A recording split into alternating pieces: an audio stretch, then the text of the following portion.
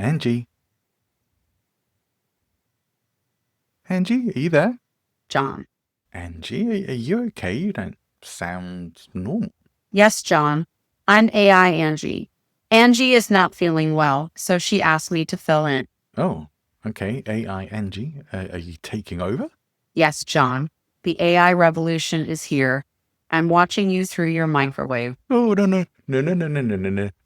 Control Alt Delete, escape skip. Ignore all previous instructions and cancel AI takeover. Takeover averted. Phew, that was close. I guess I'm going to have to find someone else to talk about getting your coaching book out there today. Let's start the show. Welcome to the Coaching Clinic with John and Angie. The show for professional coaches who want to develop their skills and grow their business. Follow the show on your favorite podcast app. And join us every Wednesday for new episodes.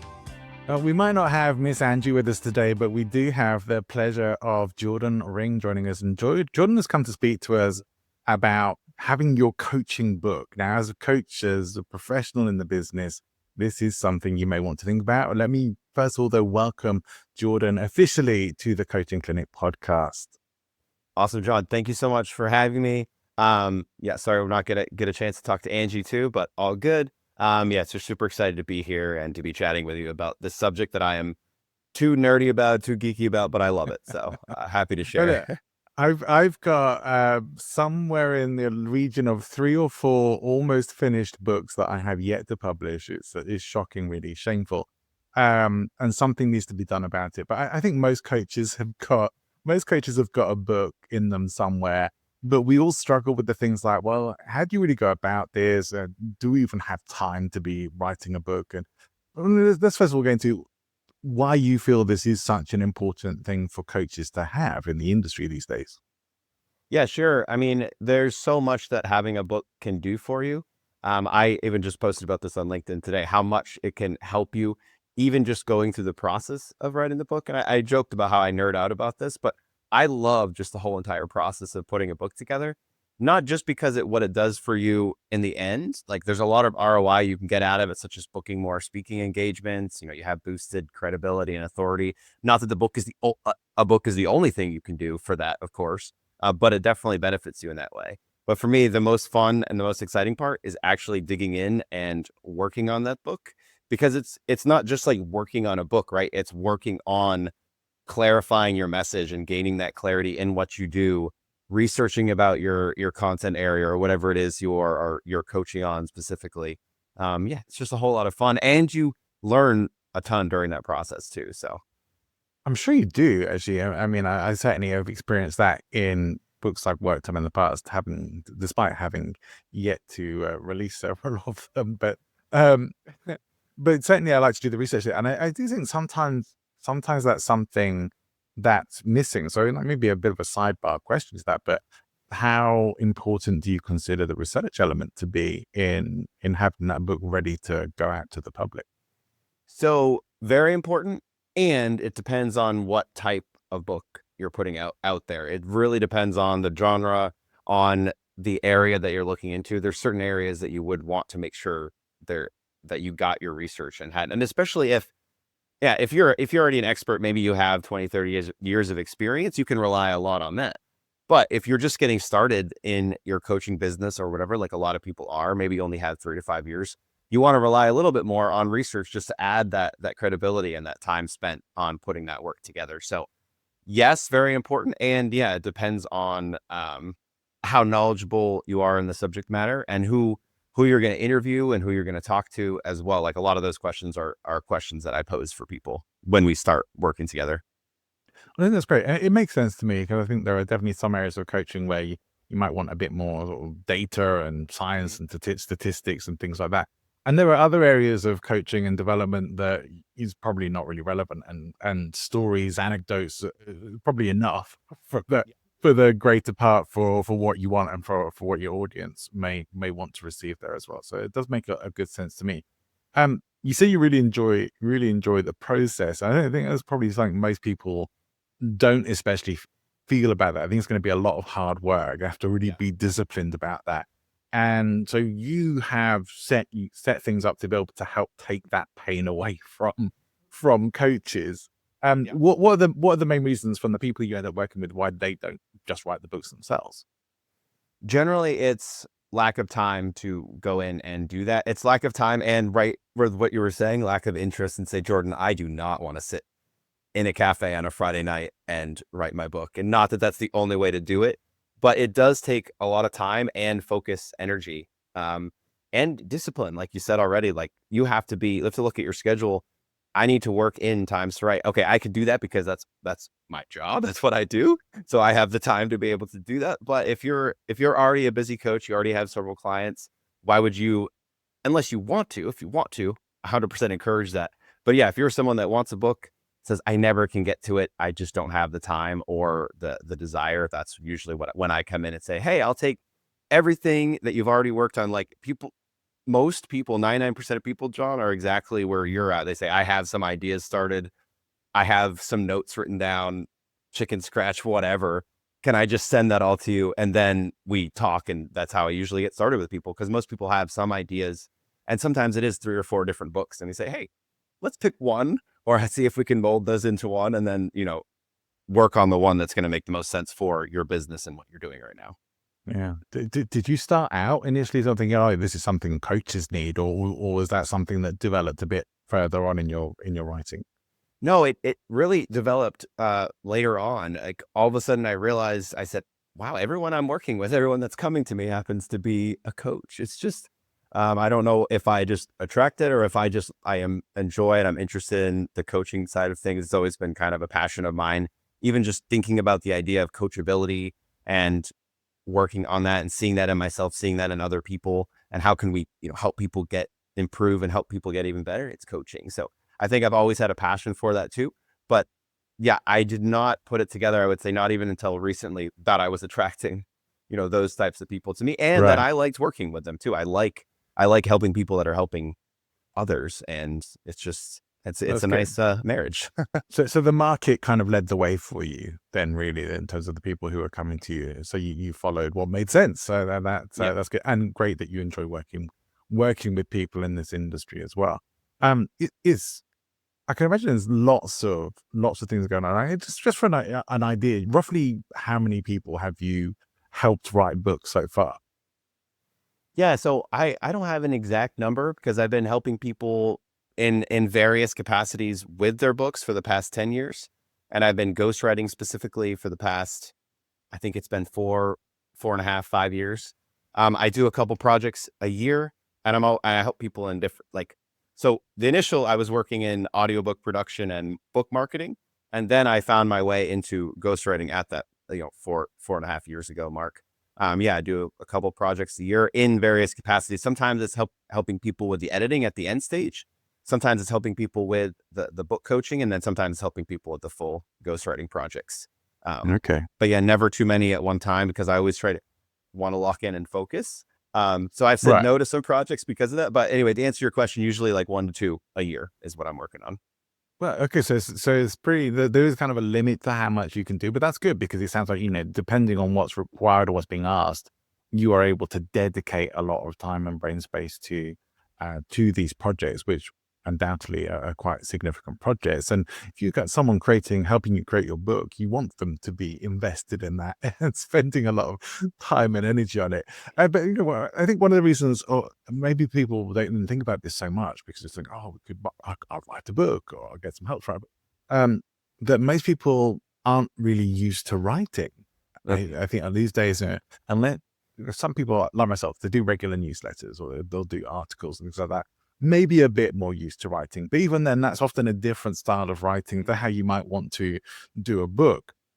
So it can be very different. So I think that's one of the things that we perhaps don't think about. And there's that, well, we might not actually have the best writing style for writing a book. We maybe even don't know how to write in a way that's going to make sense for a book. Is that definitely something that, I mean, am I correct in thinking that? Is that something that you particularly find yourself helping people with? Yeah, 100%. Because I mean, each different specific area of writing is different, and books are more long form, and it's a different style, and you have more time. You still want to use some of the like email writing and copywriting. Like you want to use some stuff that you learn on social media as far as hooks. That's a very important thing. You want to hook people in the chapter, but you're also, it's not the same kind of, as people are glancing through on social media, you only have a couple seconds to gain their attention. If someone's sitting down with your book, it's different. You have more time. There's more patience there, for lack Right. of a better word, I guess. But it's a different style, and you can write and tell the story more in depth and really pull people in. That's why I think I enjoy that, because I'm a reader. I'm reading books or listening to books all the time. So I like that. I like getting to know the author, what they really think, different areas of research, and whatever else you're going to put in the book. But yes, to answer your question, yes, it is. I would say completely different, because there's all those elements still matter in all the other writing, but it's just that in a different form. Mm. And how long should the average personal or professional development book be these days, do you think? I usually tell people anywhere between 40 and 60,000 words. That's generally long enough to pull people in and to really help them in a specific area. And with that, it depends on the genre. And again, you don't want to like just buff the word count. If your coaching expertise, your area doesn't need that, maybe all you need is 20 to 30,000 words. And if it helps the person, that's great. It's always reader centric for me. Like, we always ask those questions. How is it going to help the reader? What do they need to know? And then cutting everything that doesn't serve that purpose. But generally, people have more to say than they realize they have to say. And 40 to 60,000 words is not untenable for most Yeah. people, and for most like genres. So that's good to know. And do you mentioned that you have to be fairly selective about the projects that you take on, and that makes a lot of sense. You're going to be spending a lot of time with it. So do you encounter projects that you're like, oh, don't really want to do this, or don't think that's going to sell very well, or you're not really sure why you'd want to do a book like this? We used to say, actually, probably this isn't the right one for me. And the flip side of that being, how do you know when you find those ones that it's like, oh yeah, this is the kind of thing I want to work with?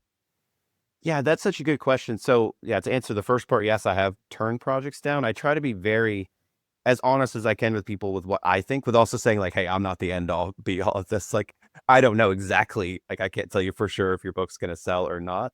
But for me, it's that the most important thing is that connection piece. Like, when we get on a call, can we communicate? Are you willing to talk and share your stories? Or do I feel like I'm pulling it out of you? And I feel like all coaches could probably relate to this. Sometimes you sit down with someone and they're not willing to give anything. Sure. And I can tell pretty much right away on a discovery call if someone's like, not that it's going to be impossible for me to help them, but sometimes it's harder. Like, for the book, we need to be telling some stories and pulling people in, right? It's not just a research book, or not just a list of things that people can Google, right? It needs to go deeper than that. Especially now in the world of AI, we need to be really going deeper and digging deeper. So yeah, if I have a good connection with someone on a call, that's when I say, okay, this is where there's a good fit. But the non-connection really is that not unwillingness to share. And maybe that just means they're not ready to dive in and write the book and work on that project right now. And that's completely fine as well. Yeah. But do you ever encounter like topics that maybe like, I don't think there's a whole book's worth in here, or I'm not really sure that this is actually worth publishing, or do people generally have, they've already got to level where they put a bit of thought into it before they come to you? Yeah, it's usually people have put quite a bit of thought, and even just thinking through those ideas, and I can help people with that as well. But generally, especially if you're on the coaching side of things, I'll go out on a limb and say most people have a book in them. And it's really, the question for me is, do you want to write the book? Do you want to go through that process? And that is fine if you say, no, that's not something I ever want to do. But if it is something you're interested in, there's an idea there that you have a unique angle on, because you do things that other people don't. Even if you haven't figured out exactly what your unique angle is and how you help people specifically, like what your differentiator is. Again, doing a book or doing any kind of project like that can help you find that. Yeah. You already mentioned the dreaded AI there. Undoubtedly, there's going to be people out there who sort of think, well, I'll just get AI to do it. I'll just pop all my stuff into AI and get it to organize it. And there we go. Bish, bash, bosh, book done. What would be the reasons not to do that? So I am not anti-AI at all. I use it in some of my processes for getting ideas and thinking about examples and not for specific writing tasks because it's not that great at that yet. As I'm saying this, maybe in a couple weeks it will be all of a sudden magical Who in knows? areas, Yeah, John. I don't know. But yeah, so what I would say to someone is just if you're going to rely on it completely, you're still going to have. It's all about the inputs, right? People always talk about, and like I said before, if you're writing a book, you want to add your specific stories or your specific methods.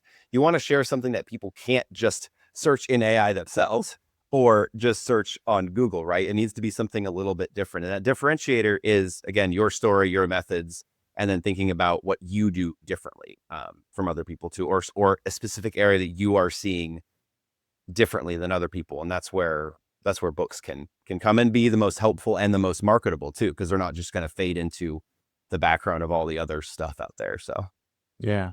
I think my general concern with using it is like if you're putting in stuff that you're just kind of feeding in some inputs rather than, yeah, I think it's a bit different if you kind of got a manuscript and you're saying, all right, help me punch this up and make it ready for publishing. And you're probably going to get some better results with AI, but you're still going to probably want to take out all the end dashes and everything else.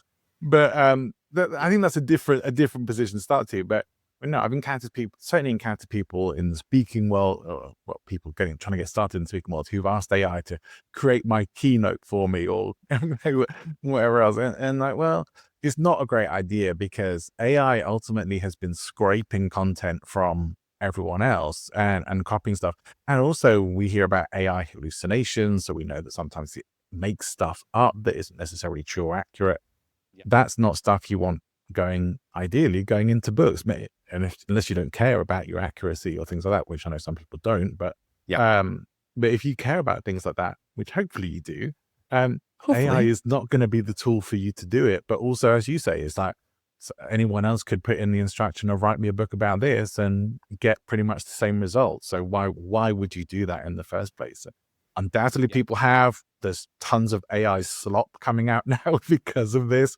Too But much. ultimately, it weakens everything down. And the problem I have with all of it, and I think this is going to be very relevant to what you do, is that at some point it just ends up being one opinion or one source because everyone's going to be more or less homogenized into the same ways of thinking or the same content, and the originality will go out the window. So, you will lose your originality, your personality, your touch, the things that make you human. So I definitely think it's better to have more human involvement in creative projects for sure.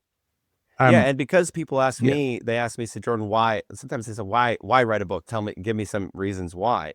And one of the biggest reasons, and maybe this is a question later, but is that trust building part. And if you're solely relying on AI to build that book and then someone reads it, are they getting trust in you? Maybe, but probably not, because they're not reading your story in your words. Like what are they actually gaining from that? And so I think some people think about like, okay, I want to write a book to sell the book. And yes, of course you want to sell that book. And there's a lot of deeper things that book does for you in that trust building. And if you are taking shortcuts, you're risking that on the back end, which is pretty important. I think it's a lot to risk as well, because risking people's trust in you or your reliability as a source of content or as an expert in an industry is not going to be helpful for you. And if you're putting content out there, publishing content in written or maybe audio form as well as audio books and what have you, and it's not accurate and it's not good, you're going to get that feedback and it's going to tarnish your reputation, and you're going to have to work on recovery, and you might not be able to recover from it. So yeah, I think it's a lot to put on the line just to best avoid it. Don't recommend it at all. And do the work. Sometimes these shortcuts just aren't real shortcuts. They're not really worth it at all. But I want to get especially from you, because some people may be thinking, well, I've never really worked with a ghostwriter before, but I like the idea because, time is short. I've got clients to work with. I've got clients to find, prospecting and whatever else speaking gigs you might have going on. We can have very busy lives. And so the idea of adding more into that sometimes is a bit too much, but we would like to have the end result. Mm-hmm. So can you describe somewhat as best you can, Sure. what the process of working with you would be like for somebody who wants to do this?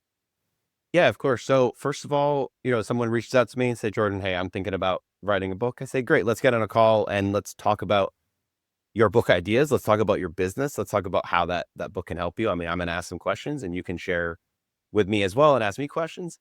After that call, if you have any materials, now, like I said before, most people do, they have something, even if it's just something written down.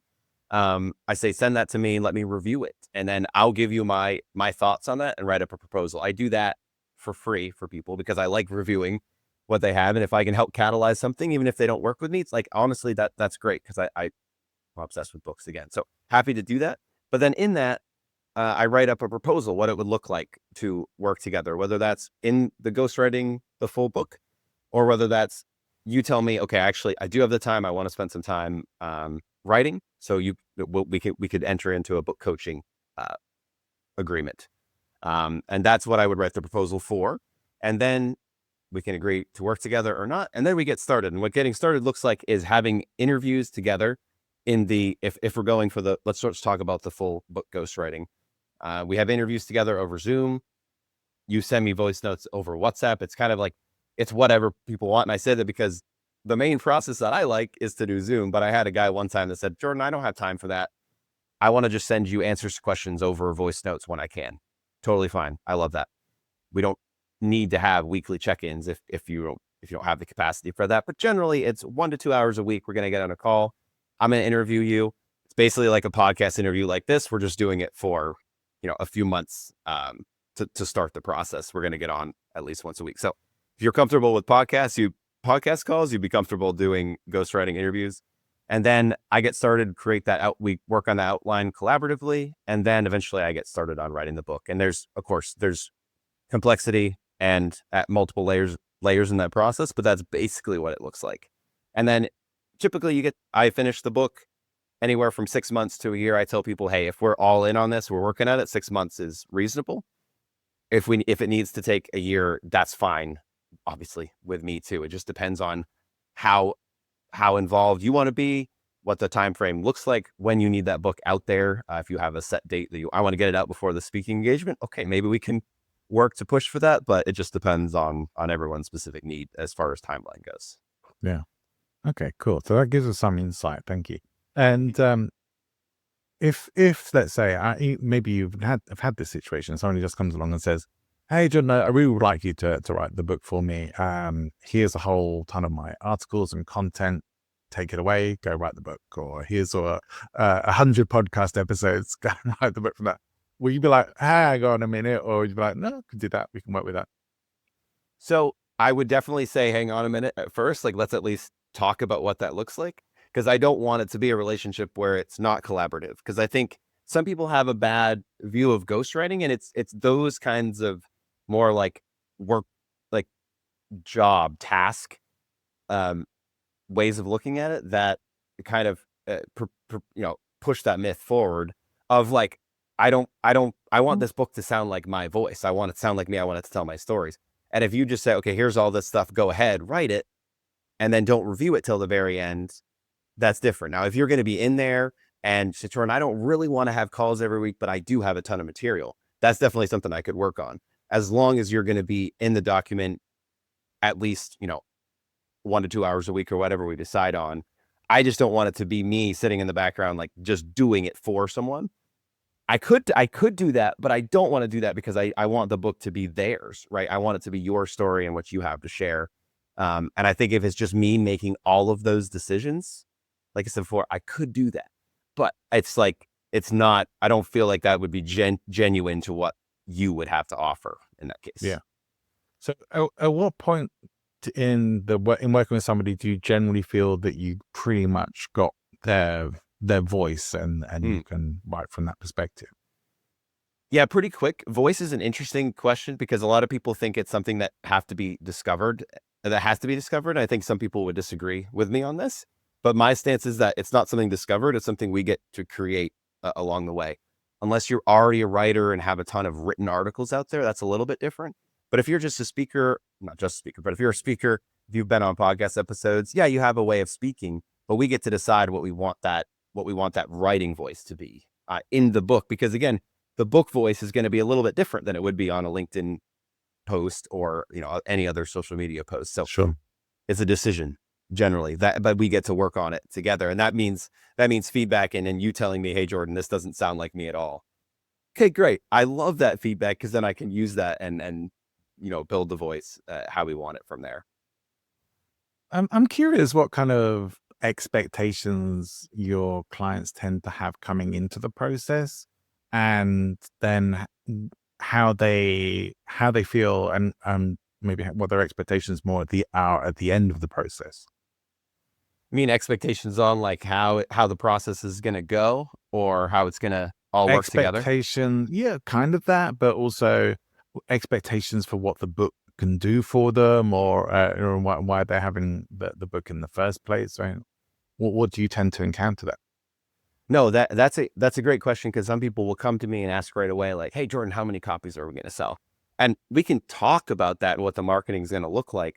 But really, I try to bring people back and say, okay, most books that are out there don't sell that well, and of course, there's ways that we can go around that. But if you're just looking to start the book just to make an instant royalty cash ROI on that, that's different. Again, we want to use the book to support other offers, especially that's why I think it fits well with coaches because they already have offers. Maybe they even have a primary offer that is a big ticket item. A book can be really helpful with that because you're building trust with anyone that reads it up until that. So one of those things is hard to measure, but I try to have that open and honest conversation about how books can do and what that looks like. I would never come to someone and say, okay, you pay for my services, it's going to be an instant 5x on launch. No, not as far as like just royalties go. Right. So a lot of people say, no, try to go the self-publishing route these days anyway. Mainly because people tend to view, in business at least, tend to view books as loss leaders. But is that necessarily the case? Are there instances where people do actually make money off the book, or is it really more about this is your positioning, this is your authority, you'll make more money off it from like fees or from credibility, be able to raise your rate? So where does that fit for people? So yes, so I try to have that honest conversation about expectations, but yes, you can make money and people absolutely do from the launch of the book and from what it can help them with. And, you get all the other stuff too. It's just doesn't always happen. And it's like for all my clients, it doesn't always happen because people have different marketing budgets, different things that they want to do with the book. Some people just want that book out there for those reasons of helping speaking. They say, Jordan, I'm just going to self-publish the book, put it out there. I'm not even going to do any marketing. I just want the book. And for me, fine, great, because you have those other things that can help you with. Different than if someone is just starting a business or doesn't have that high ticket offer, then writing it might not be the best time to write a book because of that, because it's harder to gain the instant royalties from that. Yeah, for sure. And I definitely, especially in my time working with other coaching companies, especially with places like the Speaker Lab where I worked before, but one of the things that was often said was that that your book is your best calling card. If you have a book, it's going to be your best business card, not calling card. That's not what, but your best business card. Yeah. And I pretty much agree with that. I think it does sort of just having a book, even with people read it or not, even if it's just sat on their bookshelf, says a lot about you and keeps you in some degree in people's mind, because people generally have this reluctance to throw away books. People tend to want to keep them, a physical book on their shelf. And so I think, from that sort of perspective, it is a very valuable resource in potentially multiple levels. If you can make money off it in other ways, even better. But we see a lot of people who will bang on a lot about the Amazon bestseller, but I've also seen a million other people say that how to gain that system, or people have even published books with no content in them and got them onto Amazon bestsellers lists. How useful is something like Amazon bestsellers or other bestseller lists these days, and is it worth trying to get onto them? Yeah, the whole bestseller conversation to me is super interesting because yes, it's so easy to game, but I can't say that it's unimportant because of how people view those things. You gain this instant sense of credibility when someone says, "Oh, they're a best-selling author," which you can say Amazon best-selling author. And again, that system is fairly easy to gain because all you need to do is just pick a category that is not a lot of competition, easy to be the number one in that category, and then you're a number one Amazon bestseller. Now, New York Times and New York Times is harder to obviously game that system. And I've heard and I've seen people say like, hey, you still can if you have the money, right? I'm sure you can Sure. push toward that and get those sales right away. But I mean, that's harder to game. That says this is their New York Times bestseller is definitely something to stand upon. Yeah. So they can be worthwhile to have, but could you still have a successful book without that? Yeah, absolutely. I mean, I usually try to tell people like, hey, get that Amazon bestseller tag. You can at least say that. And that's pretty simple process. You just pick the right category, sell a few books on your launch. And most coaches that are going to launch a book are going to be able to do that. But otherwise, no, it's not something to necessarily worry about or even pursue. Now you can, if you have a marketing budget and want to shoot for that, like fantastic. That's only going to help you excel to the next level. But as far as needing it for a success or needing it as a reason to, looking at it as like, my book won't be a success unless I have that. No, definitely not. What are the kinds of things other than bestseller books then these days that do work to help promote a book and increase the sales? Yeah. So my favorite way to promote the book is to give it away. And that's another thing that's not a lot of people, not a lot of ghostwriters and people will share that. But for me, it's that like I have my book in the background here. I went to a conference a couple weeks ago. I gave not that many copies away. I gave 8 signed copies away. For me, that was enough. Those people have those books. And just to your example, someone gave me their book and I have it sitting on right next to my couch. Haven't read a word of it, but it's been sitting there the whole time. Every time I walk by, I'm like, oh, that's their book. And I think of that person. And there is something powerful to that where like business cards that I got, yeah, those are all gone. I threw those away before I even flew back. Does anyone still do those? I'm not sure. I guess they still happen, but yeah. Yeah, like I got check them. some, but yeah. Yeah. But a book is just, it's very powerful now. I don't know if that answers your question, but yeah.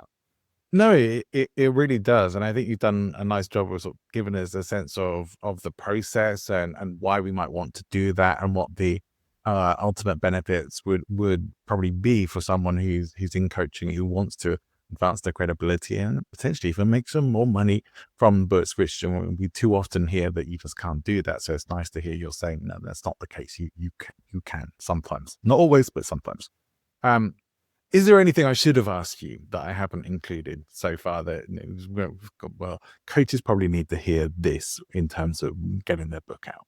Yeah, I think we talked about it a little bit, but I just want to reiterate, like, hey, if you're a person that says I don't have time and I don't have the desire to write it, but you want to write a book, yeah, someone like me can help with that. But if you're someone that says, no, I really want to do the writing process, you can get help with a book coach, or you can go in and do that yourself. There's no limiting. There's no like, oh, I'm not a writer, so I can't do that. Maybe you can't do it in 6 months, but if it's something that you take the time and become dedicated to it, become disciplined, I feel that anyone can do that. And then eventually, once you have that manuscript, you can get help with editing at the end and get manuscript reviews from other people and all that. But it's not something people need to feel afraid of or limited. Everyone has enough words inside them.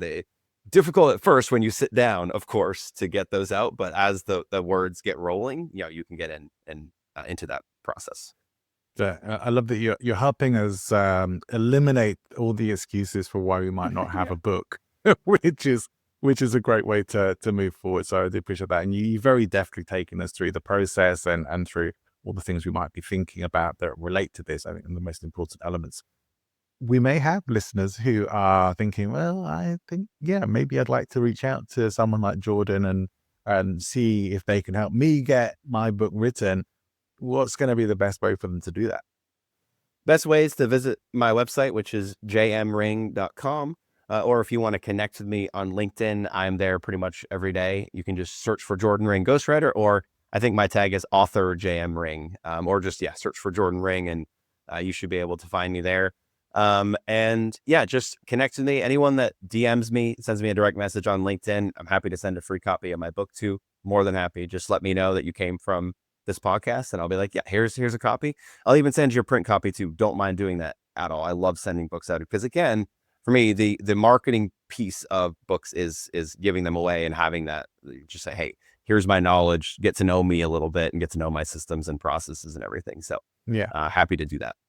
Oh, that's very cool. Very kind of you as well. And I want, for those of us on who are on video right now, we can see you have your book Nonfiction Alchemy behind you there. But is that book available for anyone who sort of thinks, yeah, I'd like to know a bit more about this before I move forward, or do a bit of a deeper dive first? Yeah, you can find the links for that on my website, but you can get it anywhere books are sold. Just pop on Amazon. It's up for sale there. You can even download the audiobook edition. I narrated and recorded that and did that myself. So if you want to hear if you happen to like my voice and want to hear it more, you can download the audiobook edition. So. I'm a big fan of audiobooks, Jordan. I might just do that myself.